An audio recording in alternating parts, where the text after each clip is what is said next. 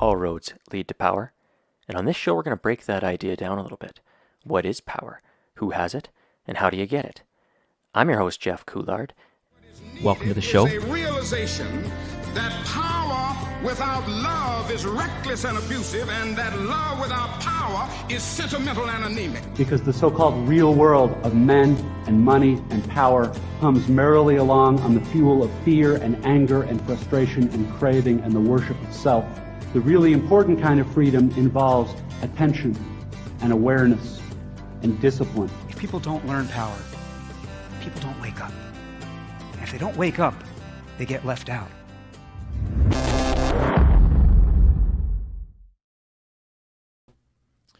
Okay, welcome back to another episode of Powerful. Today is going to be a solo show. I'm going to rock it alone for the next little while and talk about something that's been on my mind quite a bit the last little while, and certainly came to the forefront last week through my conversation with Guy Felicella about his recovery journey through addiction and homelessness and 30 years of drug use and in and out of gangs and prison.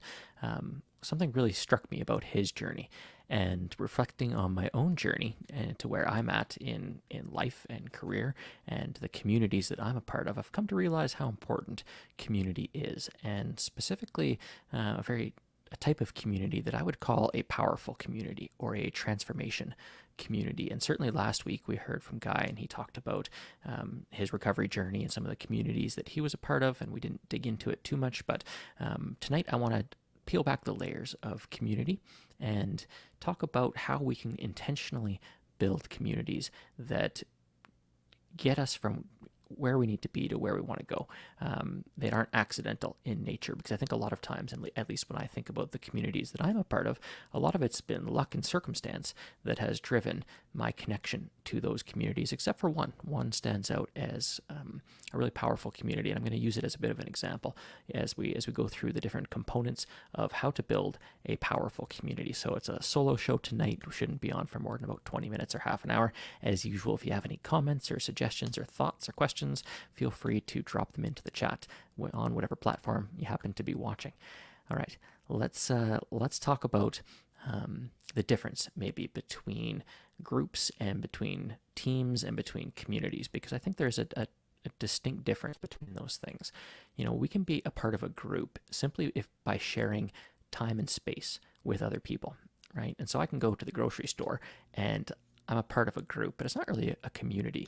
You know, I can go to the mall and I can be one of 1,000 people in the mall, and we might each have very different motivations and intentions for our time there, right? And we're not looking to connect or belong in a meaningful way. We're looking to get our needs met, right? And so groups of people often gather in, like I said, time and space, but they don't necessarily share anything that binds them together or makes them responsible for each other. And so I think to go from group to team or team organization, we have a new layer of responsibility, and we have a shared vision or a shared mission or objective, right? We can build a team around something that's important to us, and we all kind of set aside some of our own individual differences in order to pursue that thing that's important. But I don't know about you. I've been a part of lots of different teams, and I've worked with lots of different teams, and not all teams are high functioning, high impact teams where that's true, where people set aside their individual differences, and there can be as much competition on a team as there is between that team and other teams. And that's certainly the case in a lot of our organizations, where we might take and put together a bunch of different teams and get just as much competition, but for resources and for attention and for glory and for, to get their needs met as we do in any kind of, external environment. And so just because we build teams and organizations doesn't automatically make them very functional and doesn't automatically turn them into communities. There's something different about communities, something very powerful and special about, deep communities. And the type of communities that I'm talking about are the types that drive transformation for the members of that community. So I want to spend a few minutes and describe to you an experience that I had in such a community, actually just on Friday, so a couple of days ago. And so when I was, 20 mid-20s, 24 maybe, 20, 25, somewhere in there. I started working as a youth worker at an addictions treatment program that was located out in the Ghost River Wilderness area, about an hour and a half or so northwest of Calgary, maybe 2 hours. And we lived on site. We spent up to 7 days, kind of 4 to 7 days working and living on site. And we'd have youth from across the province, and sometimes their families would come and stay out on site. And it was a very remote facility by a mountain lake, very picturesque. And what happened in that community was absolutely astounding, and to the effect of what happened there as the community evolved. And so when I first started there, it had been operating for about a year as an addictions treatment program. Before that had been a youth justice facility, and so open custody, kids from kind of the jail system. And over time, and so I started working there. We started working at this problem called addiction. And over time, we realized that that wasn't actually the problem that we were there to solve, that the crisis that we were facing with our young people and with our clients was actually a connection crisis. And the disconnection was the fundamental root of addiction. And when we turned our attention to that and started to direct our efforts and build connection with each other and with the youth, something pretty profound happened. It actually became one of the leading, if not the leading, youth addictions treatment programs in certainly North America and possibly the world. And that was because of the power that was unlocked inside of that community. And so I'm going to use that as a bit of a case study. We're going to talk through some of that. And I didn't actually realize at the time, I don't think any of us really realized at the time how special that place was and the people that we shared that place with. Certainly we had glimpses of it. Some of us would leave and do other things and come back and be like, oh man, it's different out there, or it's different here, because of the level of intimacy and the level of true connection that was present amongst anyone who crossed paths with that place, whether for a short time or if they were like me and stayed a dozen years.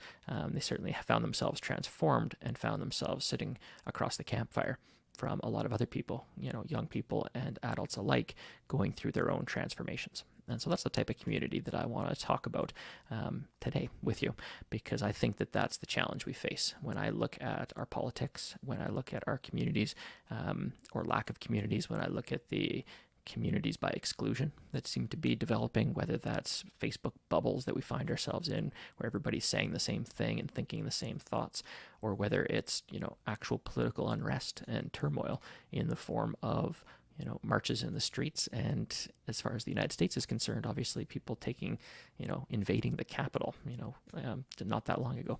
And so I think this is a very timely conversation. And I think that most organizations and most leaders that I talk to really have this desire to build communities of impact, strong communities, to move past this idea of just teams and organizations and into how do we actually care for each other? How do we foster a deeper sense of connection and belonging and I guess, more meaning in our work and in our lives. And I think that the pathway there is community. And I'm reminded of a quote actually by a fellow named Paul Bourne, who wrote a book called Deepening Community. And I happened to catch one of his keynote addresses at a conference years ago. And one of the lines from that book has really stood with me over the years. And it is that it doesn't matter what the problem is.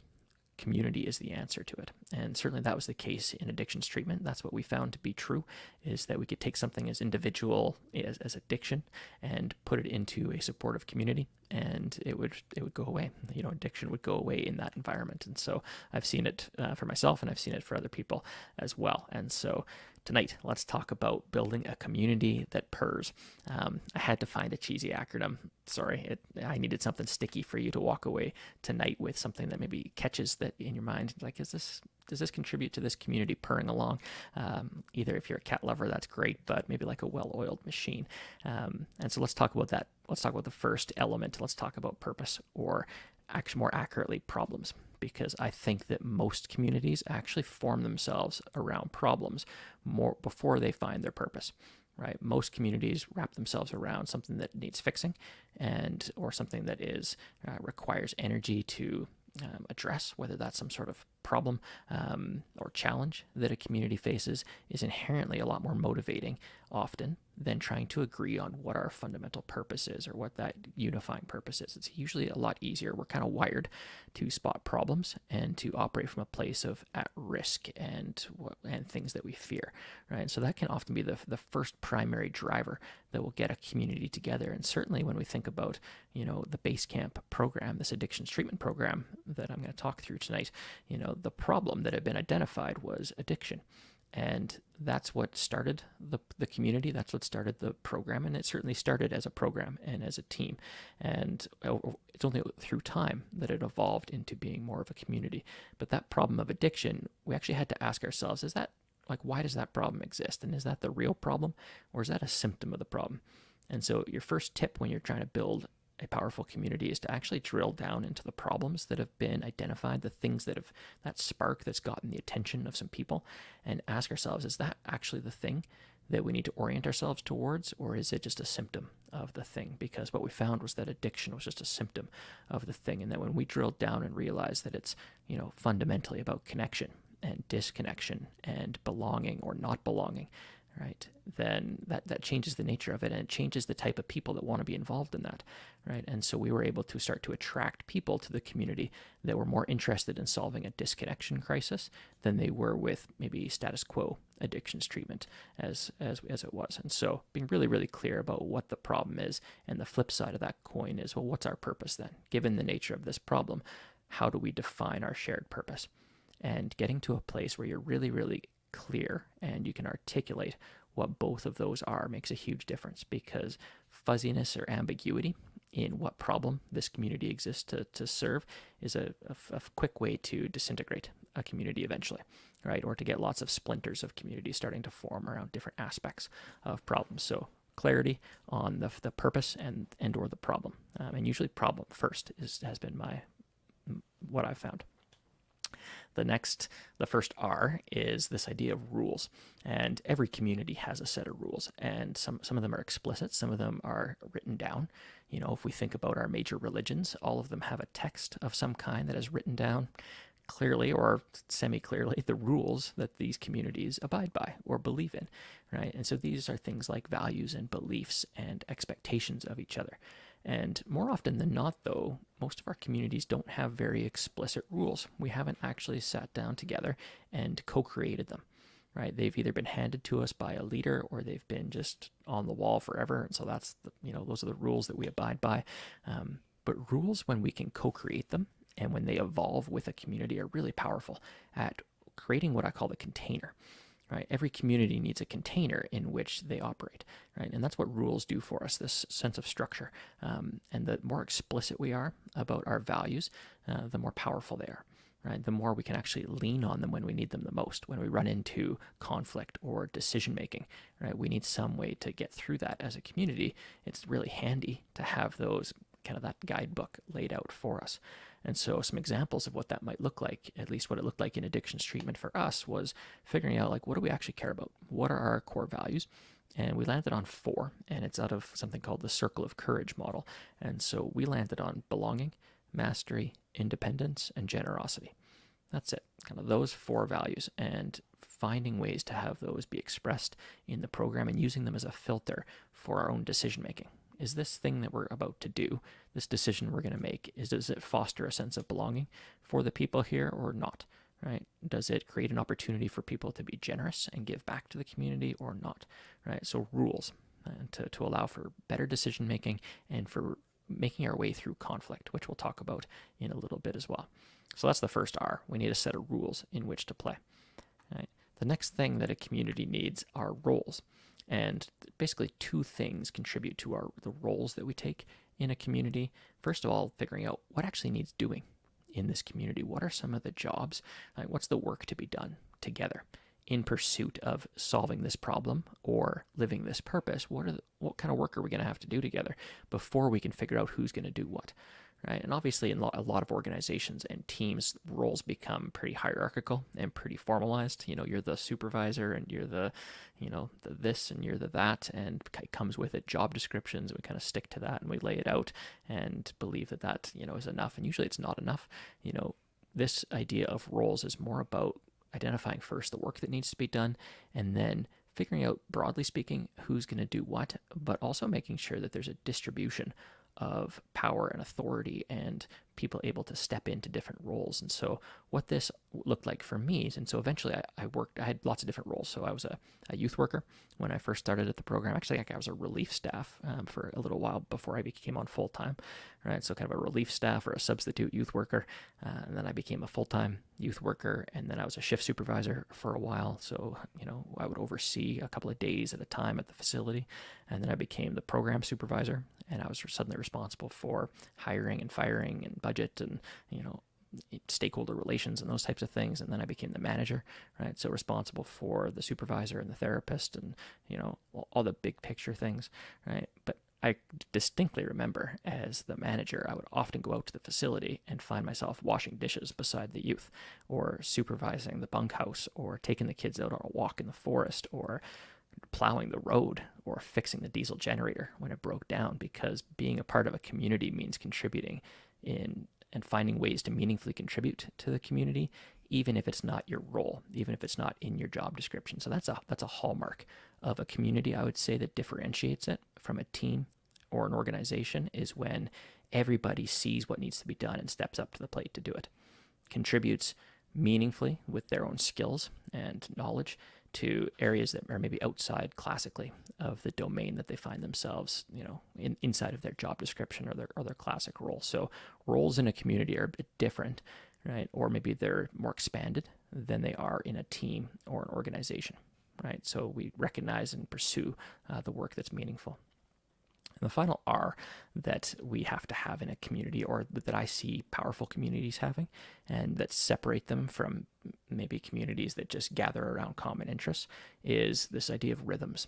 And rhythms are opportunities that we create that we're very intentional about creating, the three C's: connection, conflict, and celebration, right? So connection back to the purpose, connection back to our values, to the container, right? Making sure that those things are clear and that we're making adjustments as we needed. And so I believe that communities evolve over time, and that evolution happens often very organically when the community comes up against a new set of problems or some new ideas because somebody has joined the community, right? And so that connection piece is reconnecting the community back to why it exists and how it operates, right? What is this container? How big is it, right? Conflict is actually a really important piece of communities, the ability to work through conflict, right? And so having some rhythms, having some mechanisms in place, and that's probably an entirely different podcast, and I should probably bring a guest or two on to talk through conflict resolution, but I think that that's a critical element of healthy, powerful communities, because inevitably, when you put people together to do work together, right, you're going to run into conflict. And whether that's in a team or an organization or a community, that's going to happen. And so do you have the rhythm? Do you have a mechanism for that? And, we used to have at the facility, we used to have structures in place whenever conflict arose to walk through it, right? We had processes in place, right? Rhythms that were expected if conflict, insert this rhythm or this practice, right? Some teams that I'm working with these days, every week or two, we do what's called an issues meeting, right? Where we have really low-level conflict about tension points and stressors and pains that exist either in relationship with each other or with some aspect of the work. And we have a mechanism to vent that, to release it, so that it doesn't get in the way and doesn't grow and amplify in magnitude, right? So how do we deal with conflict in a community? And the final piece, and I think the piece that we probably in secular society do not that great a job of, is actually celebrating success and celebrating wins. I think there's times where we are really good about celebrating, 18th birthdays and wedding celebrations and funerals, right? We might celebrate someone's life, but in between that, there's not actually a lot of celebration in a lot of our lives. And powerful communities I see celebrating on a very consistent basis, the wins, the small wins, the things that are indicators of us accomplishing the mission that we're set out for each other, right? Or brought us into this community in the first place. And so back to the addictions treatment program, we used to have something called a Sunday night fire. And Sunday night fire was anybody who was on site would gather around the campfire and sit for an hour or two in the evening and celebrate the wins from the week. Right? What went well? Right? What did you accomplish? What indicator, what sign did you see in your life over the past week, or in a relationship with someone that is in the direction that you want to set for your own life? right? Let's celebrate that. And of course, we had lots of other different points of celebration, including birthdays, but also passage days. And when people left the program, whether they were a young person or a staff member, they could expect a going away campfire, they could expect a big cake of some kind, and they could expect a ride on what's called the giant swing, which was an element on the high ropes course, which was like a 60-foot drop connected to some wires.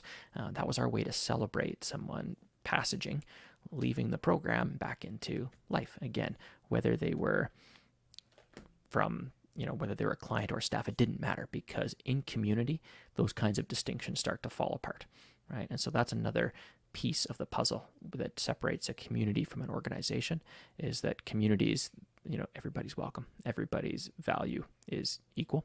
In a community doesn't mean they have the same roles, right? But we don't favoritize. We don't say this person here, this life is worth more than that life, or this person gets special treatment because of X, Y, or Z. Community is at least that was one of the values that we had as a program. Right. And the last piece of the PERS acronym is the S. And let's talk about the S. Really, communities, to differentiate them from teams, because you might think to yourself, I've been a part of teams that had all of these components. We had a purpose or a problem. We had rules that we established. We had roles that were identified, and we had rhythms. We had meetings. We had all of these pieces. And, that was a team that I was a part of for a period of time. The differentiator for me, and maybe it's splitting hairs, but I think it's important, is how sustainable the community is. A lot of teams come and go, right? They come and go, they're together for a certain period of time, and then they break apart, and we don't think much about them, and we don't identify as being a part of that team anymore. Whereas if you worked at base camp anytime probably in the last 10 years, there's a pretty high likelihood that you identify as a base camper, even if you don't work there anymore. Certainly that's the case for me, right? And so sustainable, right? And so there's a piece of our identity that gets connected to this community, and it doesn't require a certain, like a leader in place, right? Leaders can come and go, people can come and go, and that community will continue to thrive and be resilient in and amongst that. And another S that I think about a lot is this idea of self-organizing, right? Which is in that absence of direction from a leader, or in that, what distinguishes a community from a cult? Well, most cults, when the leader inevitably seems to die or something happens to them, they go to jail, that cult inevitably disappears, right? Because it can't sustain, it can't self-organize, because it's dependent on the leader. A lot of other communities that have thrived for thousands of years, religious institutions and organizations and communities, notwithstanding, or as examples of, very self-organizing, distributed power, distributed authority, right? The ability to pop up in different places and to take that set of values and beliefs and purpose and make it portable to other communities. And so sustainable and self-organizing, I think, are two pretty critical components of a powerful community. So that's where my head's at these days, and I think that that's actually probably where this podcast is heading. This show is going to be heading down the road of exploring community building, because I think it's the most important thing that is in front of us right now, to be honest. I think that, again, going back to that quote from Paul Bourne about it doesn't matter what the problem is, the answer, the solution is community. I actually believe that, and I've seen it happen time and time again. And I think that a lot of the leaders and a lot of the people that I talk to are craving community, craving that deeper communities of transformation and communities of impact and meaning. And that's certainly a mission that I'm on, is to take some of the experiences I've had and to make them portable and figure out how to help other people build these meaningful communities. So if that's something that sounds interesting to you, by all means, reach out. And as always, you can catch past episodes of the show in audio version at jeffcouillard.com/powerful. I just uploaded the audio from last week's show with Guy Felicella, which was a very fascinating chat on addiction and recovery and harm reduction and his journey over 30 years of drug use and recovery. So I encourage you to check that out. And there's lots of, I think we're almost up to 50 shows now over the last year or so. So there's lots of something for everybody. Feel free to check it out. And again, as always, I appreciate you tuning in live, and I appreciate you if you are listening to this after the fact. Thank you for being a part of the powerful community, at least once a week on the podcast. So thank you for tuning in, and I'll talk to you very soon.